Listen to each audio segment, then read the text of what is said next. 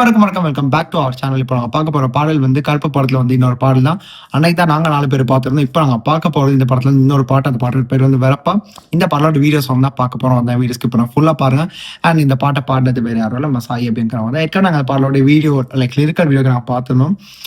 படத்துல வந்து வேற மாதிரி இருந்துச்சு. ஒரு வாட்டிக்கு நான் ஒவ்வொரு வீடியோ இந்த படத்தை பத்தி பேசும்போது அந்த படத்துல வந்து ரிலேட் பண்ணி தான் பேச வேண்டிய நிலைமைக்கு பெரிய சிலர் பார்த்துருப்பீங்க தெரிஞ்சிருக்கும்.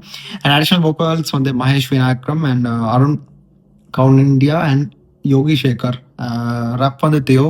ஸோ ஸ்ட்ரைட் அந்த பாடலை பார்த்துட்டு வரலாம். இதுக்கு மேலே வேற எந்த ஒரு இதுவும் வேணாம். ஏன்னா பீக் சம்பவம் இந்த ஒரு பாட்டாக தான் இருக்கும். அந்த அளவுக்கு இருந்துச்சு theatre elevation.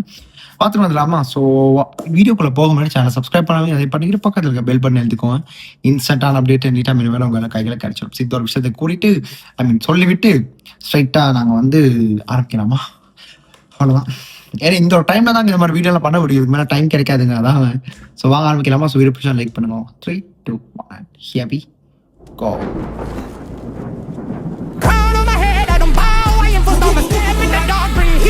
Hits harder, voice for the voiceless. I roar when the streets go silent. Break every chain, put an end to the content.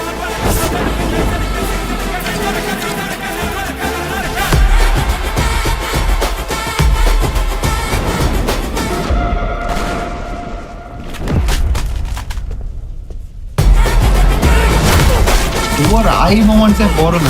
சூர்யாவுடைய ஒரு ஹோல் சீனே மாத்திரும்.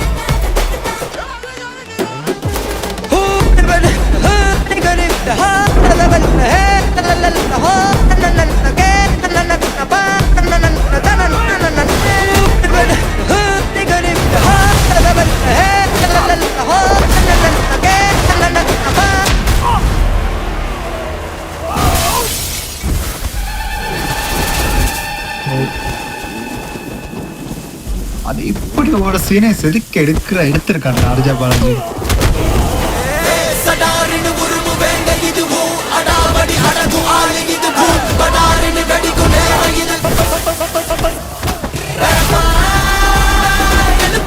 இதெல்லாம் தியேட்டர்ல எப்ப இருந்து தெரியுமா?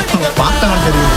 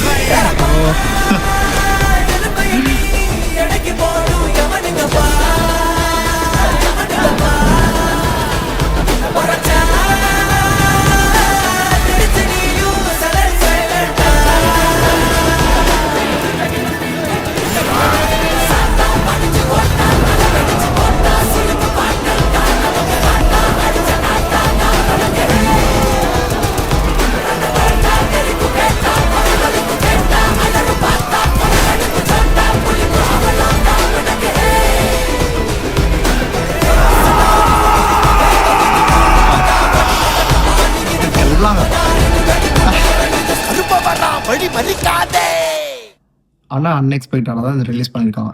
எதிர்பார்க்கல இந்த பாட்டு ரிலீஸ் ஆகணும். அது என்னன்னா, இந்த பாட்டோடைய ஹோல் கான்செப்டே எப்படி தெரியுமா? எனக்கு தெரிஞ்சு ஆனஸ்டான ஒப்பீனியன், த்ரிஷாவை விட இந்த சிவாடான்னு நினைக்கிறேன் இவங்களோட நடிப்பு, இவங்களே ஹீரோயினை போட்டிருக்கலாம் போல த்ரிஷா அந்த ரோலுக்கு வச்சுட்டு. ஏன்னா லிட்ரலி இவனோட படங்கள் நீங்க பார்த்தா தெரிஞ்சிருக்கும். நான் வந்து மெயினா அவனோட இந்த படத்தை வர ஆக்டிங், ஏன்னா அவங்களும் மேஜர் ஒரு ரோல் கண்மணின்ற கேரக்டர் பிளே பண்ணியிருந்தாங்க. ஸோ இவங்களோட படங்கள் நீங்க அதே கண்களா இருக்கட்டும், நெடுஞ்சாலையில நான் அவங்கள பார்த்துக்கிட்டேன். நெடுஞ்சாலை, அதேங்கள், மாறால கூட அவங்க இருக்காங்க நம்ம மேடி சார் கூட. ஸோ இந்த மாதிரி பல படங்கள் இவங்க நடிச்சிருக்காங்க. ஆனா இவங்களுக்கு இந்த ரோல் வந்து மெயின் லீடா இல்ல, த்ரிஷாக்கு ஆப்போசிட்டாவும் இல்ல, ஆனா ஒரு படி கீழே. ஆனா இவரோட ரோல் தான் ரொம்ப வந்து ஒரு பேசும் பொருளா இருந்துச்சு. த்ரிஷா வந்து ஏதோ பீக் சம்பவம் அது இதுன்னு பேசினாலுமே she literally stole the whole like அந்த ஒரு பாட். அண்ட் அதுக்கு நிகரா வந்து நம்ம சூர்யா சார் சொல்ல வேண்டாம். அப்புறம் ஒவ்வொரு ஐ மூமெண்ட் நீங்க பார்த்துருப்பீங்க எல்லா படங்களையும். அவரு தர்ற ஒவ்வொரு ஐ மூமெண்ட்ல வந்து அவங்களுக்கு தெரியும் அந்த படத்தோட அந்த ஒரு சீனே போரும், அந்த ஹோல் கான்செப்டே மாறிடும். அந்த சீனுக்கு கண்டிப்பா இந்த விஷயங்கள் தேவை அப்படின்ற அளவுக்கு இருந்தாலுமே ஒரு ஸ்டெப் மேல போய் அவர் பண்ணுவாரு. ஆனா அந்த ஒரு இம்பாக்ட் ரொம்ப அதிகமா இருக்கும். அதுதான் நான் ரொம்ப வியந்து பார்க்குற ஒரு அவருடைய அந்த பீக் நடிப்பு தாங்க, ஆக்டிங் தான் நேச்சுரலா வரணும். இதெல்லாம் நாங்களாம் எங்களை இமிடேட் பண்ண நாங்க ட்ரை பண்ணாமே வரப்ப நமக்கெல்லாம் அந்த விஷயங்கள் வந்து வராது. பட் இவங்கெல்லாம் அதுலயே வந்து ஊறி இருக்கவங்க. ஸோ இதெல்லாம் சிம்பிளா வந்துடும். அண்ட் இந்த பாட்டுல அந்த மாதிரி தான் இருக்கும். அண்ட் அவர் வந்து அந்த ஒரு ஃப்ரஸ்ட்ரேஷன்ல வந்து அந்த இடத்துல உட்காருவார். இந்த சீன் ஆரம்பிக்கும். அண்ட் அவர் அந்த கேஸே அவர் எடுத்து பண்ணுவேன்ற மாதிரி அவர் எடுப்பார்ல. ஸோ இந்த பாட்டும் கணக்கான டைமிங்க்கு வரும். அண்ட் அப்புறம் அளவுக்கு வந்து ஆர்ஜே பாலாஜி ஆஸ் யூஷுவல் இந்த அவ்வளோ டீட்டெயிலிங்காக சொல்லணுமா இருந்தால் ஆர்ஜே பாலாஜியோட இந்த படத்தோட டீட்டெயிலிங் அந்த இதில் கூட பாருங்க. மிளகா அரைச்சி தேய்க்கிறது அந்த படத்தோட கோர் கான்செப்ட். அரைச்சி தேய்ச்சா கருப்புசாமி வந்து எதா இருந்தாலும் அவருக்கு வந்து நாங்கள் வேண்டுதல் வந்து நிறைவேறும் அப்படின்ற மாதிரி தான் இருக்கும். ஆனா இதுலயும் பாருங்க சரியா அவங்க அந்த மிளகாவுடைய அந்த பேக் எடுத்து எதுக்கு அந்த முகத்திலேயே போட்டா இதுக்கு மேல என்னங்க அந்த ஒரு ஃபியர், அந்த ஆட்டோமேட்டிக்கா வந்துடும். எனக்கெல்லாம் தியேட்டர்ல பார்க்கும்போது கூஸ்பம்ஸ் ஒவ்வொரு இடத்துல இருந்துச்சு. என்னாலே நான் ஒரு செகண்ட் அப்படியே பார்த்துக்கிட்டே இருந்தேன். தியேட்டர்ல எனக்கு என்ன ரியாக்ட் பண்ணுங்க அப்படியே பார்த்துக்கிட்டே இருந்தேன். என்ன இப்படி எல்லாமா இருக்கும் அப்படின்னு. கண்டிப்பா அது ஒரு தியேட்டர் கிளம்பும்போது மிஸ் பண்ணவங்களுக்கு ஆயிடும். ஓடிடியில பார்த்து அதுக்கும் நெகட்டிவான ஒரு சில விஷயங்கள் நான் பார்த்துக்கிட்டு இருந்தேன். எனக்கு ஆனால் புரிய மாட்டேங்குதுங்க. ஆடியன்ஸோட மைண்ட் செட் எனக்கு தெரியல. ஏன்னா நானுமே ஆடியன்ஸ் தான் சொல்ல போனேன். நான் ஒன்றும் அந்த அளவுக்கு எதுவுமே சொல்றதுக்கு இல்லை. ஏன்னா எனக்கும் வந்து சில படங்கள் தியேட்டர்ல மிஸ் பண்ணாலும் ஓடிடியில வர்ற நிறைய படங்கள் நல்லா தான் இருந்திருக்கு. ஆனா நீங்க தியேட்டர்ல எல்லாம் பார்த்து முடிச்சதுக்கு அப்புறம் நல்லா இருக்கு படம், அப்படி இருக்கு, இந்த மாதிரி இருக்குன்னு சொல்லிட்டு வெளியே வந்து பார்த்தா ஓடிடியில வந்து இன்னொரு விஷயத்த வந்து அது மிக்ஸ்ட் ரிவ்யூவா கொடுத்துக்கிட்டு இருக்காங்க. எனக்கு அதுக்கு என்ன சொல்றேன்னு தெரியல. அப்பார்ட் ஃப்ரம் தட் எனக்கு சூர்யா சார் நடிப்பு, ஆர்ஜே பாலாஜியோட இந்த ஒரு டிரெக்ஷன்ல வர ஒவ்வொரு ஸ்க்ரீன் அந்த மெயினாவே ஃப்ரேம் ஒர்க் லைக் அவர் வந்து பாத்தீங்கன்னா அதுக்கு பின்னாடி வந்து அவர் அடிச்சு நாக் அவுட் அவர் அடிப்பார்ல அந்த இதுக்கு மேல காரோடைய ரூஃப் டாப்ல ஏறி அதுக்கு பின்னாடி நாக் அவுட் பார் ஒரு விஷயம் இருக்கும். ஸோ அதுல அவர் அடிக்கிற அடி அந்த ஒரு பஞ்ச் மாதிரி தான் இருக்கும். And அதுக்கும் அப்புறம் வந்து அந்த ஒரு காளியோட ஒரு இன்னொரு உருவத்தை நீங்க பாத்தீங்க, அவர் அப்படியே ஒரு இதுவா அந்த ஒரு என்ன சொல்றது, அவர் அந்த வடிவத்துல வந்து நின்றுட்டாரு. அண்ட் முகத்துல அந்த கோவம், ஒரு ஃபியர்ஸ், ஒரு ரேஜ், அவ்வளோ சீரியஸான ஒரு அந்த டாப் நாச் ஆக்டிங். அதெல்லாம் நாங்க சொல்ற அளவுக்கு எதுவுமே இல்லை. பார்க்குற ஆடியன்ஸ் உங்களுக்கே தெரிஞ்சிருக்கும். இது வந்து என்ன அப்படி பெருசா பண்ணிட்டான்னு கேட்கலாம். நீங்க இந்த படத்தை பாருங்க, அதுக்கப்புறம் ஏன் என்ன பண்ணியிருக்கான்னு இதில் பார்த்தா புரியும். அண்ட் இன்னொரு விஷயம் என்னன்னா சாய் அபியங்கரோட மியூசிக், இதுக்கு எல்லாத்துக்கும் மேல அவரோட மியூசிக் இதுல வந்து மேஜர் ரோல் பிளே ஆகுது. ஏன்னா இதுல எல்லாம் ஓகே, ஆனா அங்க வந்து ஒரு ரேப் போர்ஷன் வச்சாரு பாருங்க. அந்த ரேப் போர்ஷன் தான் லிட்ரலி இந்த சாங்கோட ஒரு turning point and it's transition point. அவ்வளோ அவ்வளோ கிளியரா இருந்துச்சு. அண்ட் இன்னொரு பக்கம் என்னன்னா இதுக்கு ஈக்குவலா யோகி சேகரோட வாய்ஸ், இதுக்கு அருண் அண்ட் மகேஷ் இவங்க எல்லாமே அடிஷனல் வோக்கல்ஸ் கொடுத்துருந்தாங்க அதுக்கு பின்னாடி. அண்ட் இதுக்கு ஃபீமேல் வோக்கல்ஸ் யாருன்னு தெரியாதுங்க. சாரி, இது இந்தியன் கோரல் அசம்பிள் இல்லை. ஸோ தான் கல்யாண் நாயரோட அவங்களோட இதுதான் நினைக்கிறேன். அண்ட் அவங்களுக்கும் அந்த கிரெடிட்ஸை கொடுத்தாங்க. த ஹோல் மியூசிஷியன் மட்டும் இல்லாமல் the music director plus the chorus singers plus the musical instruments பாஸ்டாங்க அவ்வளோ பேருக்கும் இந்த கிரெடிட் போகும். நான் இவரோட டீட்டெயிலாக ஏன் பேசுனேன்னா சில பாடல்கள் சில விஷயங்கள் வந்து பேசாமல் விட்டுரும் நல்லா இருக்கும். ஆனால் இதுக்கு எவ்வளோ எஃபர்ட்ஸ் போட்டிருப்பாங்கன்றது நாங்கள் வந்து அதை ஒரு செகண்ட் நாங்கள் யோசிச்சு பார்த்த மாதிரி இருந்தால் ஈஸியாக நாங்கள் ஒரு விஷயத்த ஒரு கிரிட்டிக்கை நாங்கள் நானுமே சொல்லுவேன் தான், ஆனால் குவிக்காக சொல்லிட மாட்டோம். கொஞ்சம் யோசிச்சு பார்த்தா எனக்கு அதான் இருந்துச்சு. கருப்பு படத்தை வந்து ஆக்சுவலி நான் வந்து ரொம்ப ஏன் இவ்வளோ பேசுகிறேன் என்ன அப்படி இருக்குன்னு கேட்டால் எனக்கு அந்த எஃபெக்ட் வந்து ஒரு 2-3 டேஸ்க்கு அது இருந்துச்சு. அது ஏன்னு எனக்கு தெரியலை. மேபி அது கருப்புசாமியோட இதுவாக வேணும் இருக்கலாம்.